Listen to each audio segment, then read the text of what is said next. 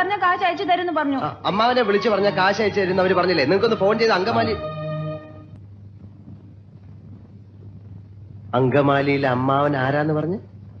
പ്രധാനമന്ത്രി. അപ്പൊ ഈ കഴുത പറയാ എന്റെ അമ്മാവന്റെ വകയല്ല ഈ ഹോട്ടലിന്. അപ്പൊ ഞാൻ ചോദിച്ചു നിന്റെ അമ്മാവന്റെ വകയാണോ ഈ ഹോട്ടലിന്? അപ്പൊ അവൻ എന്നെ എടീന്ന് വിളിച്ചു, ഞാൻ അവനെ പട്ടിന്ന് വിളിച്ചു. അപ്പൊ ഒരുത്തൻ എന്നെ അടിക്കാൻ വന്നപ്പോ ഞാൻ എന്റെ കൊടയെടുത്ത് അവന്റെ വയറ്റത്ത് ഒറ്റ കുത്തി.